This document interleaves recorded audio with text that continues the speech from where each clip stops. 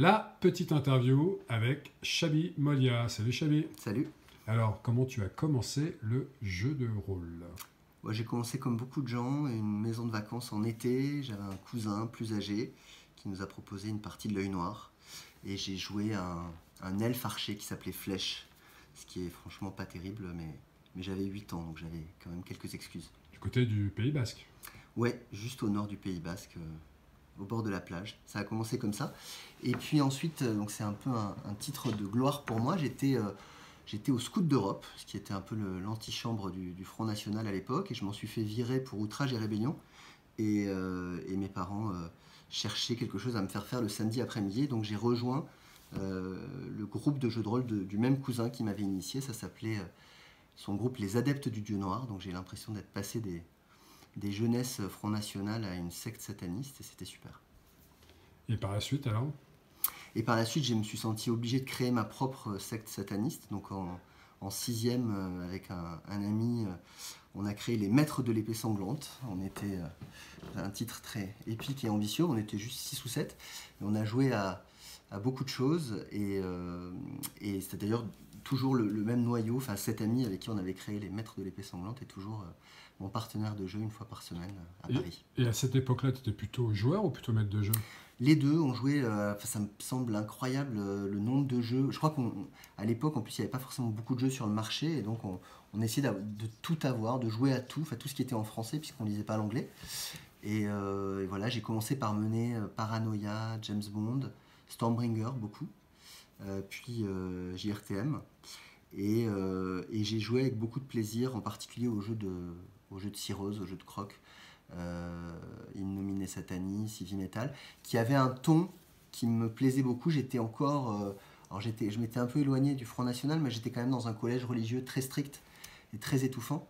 Et l'état d'esprit, le mauvais esprit de Cirrhosis et l'esprit de dérision de Croc, ça nous faisait beaucoup de bien dans notre adolescence provinciale, parfois un peu étriquée. Alors, t'arrivais à faire acheter ces jeux-là à tes parents ou c'était un peu en cachette? Je crois qu'ils me donnaient de l'argent de poche et que j'arrivais à acheter à peu près ce que je voulais.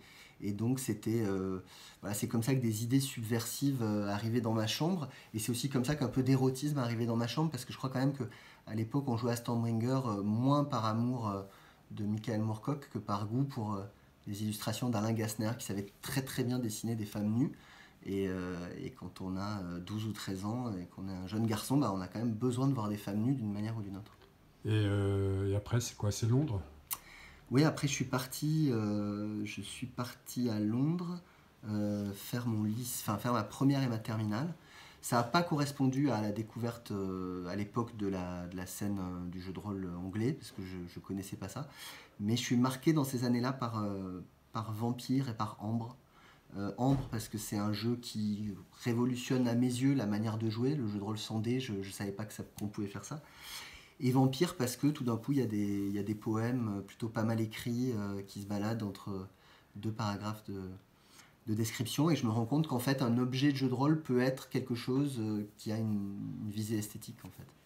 Mais tes études n'ont jamais pâti du jeu de rôle? Bah, elles auraient dû, parce qu'après ça j'ai quand même voilà, fait une prépa littéraire, c'est quand même Henri IV? beaucoup de travail, ouais. Mais je sais pas, j'ai toujours eu besoin en fait de me préserver un moment. Alors c'est devenu une fois par semaine, pas plus, mais un moment pour jouer, quoi. Ça a toujours été une respiration. Donc je crois que ça en a heureusement pas trop pâti. T'as jamais tiré de perso en classe en plein Si, cours? j'ai fait des choses. Si, j'ai même vendu dans la cour de mon collège un fanzine qui s'appelait Siri Tungle. Donc c'est peut-être pas un hasard si aujourd'hui on s'occupe de JDR Mag. Avec le département des sons de projet.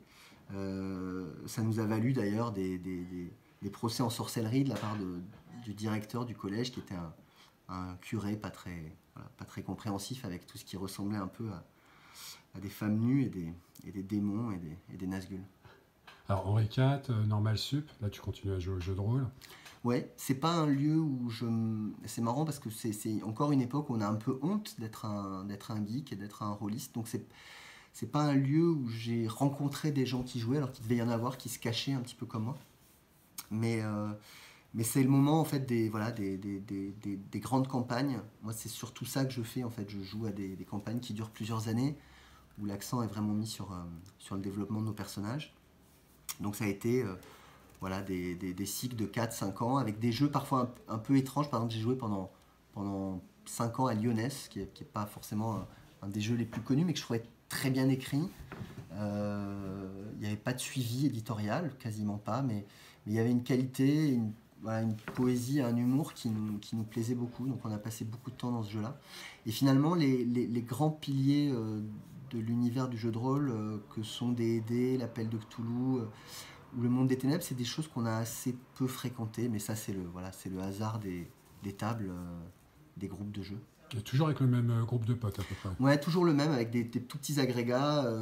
De Londres, j'ai ramené un copain, d'Henri IV, un autre, et puis les copains du Pays Basque sont montés à Paris, voilà, et ça a formé un noyau, et aujourd'hui on est 6 ou 7 joueurs, et on se réunit encore une fois par semaine, alors qu'on a des enfants, des carrières, des problèmes, des mails, etc. Alors, outre la réalisation, l'écriture, même je crois que tu as enseigné en fac, un jour vous décidez de passer le pas avec un certain Jawad. Oui, avec Jawad, que je rencontre complètement par hasard dans une fac où ni lui ni moi ne sommes inscrits, mais on parasite comme ça un club de jeux de rôle à Dauphine. On s'aperçoit qu'on est ni l'un ni l'autre des étudiants en économie, et on devient pote un peu sur ce malentendu. Et on avait des velléités de jeux de rôle, mais comme tout le monde en fait, je pense que tout rôliste est un créateur de jeux en puissance, et qu'on a tous des brouillons, des trucs à moitié aboutis. Et il y a maintenant 8 ans, on s'est dit un beau jour, là il faut vraiment qu'on le fasse, il faut que le jour où on meurt, on puisse se dire qu'on a eu le temps de faire quelque chose qui était quand même un de nos rêves, et qui était encore un rêve persistant. C'était pas qu'un rêve de gamin, c'était un truc qui continuait voilà, à nous obséder.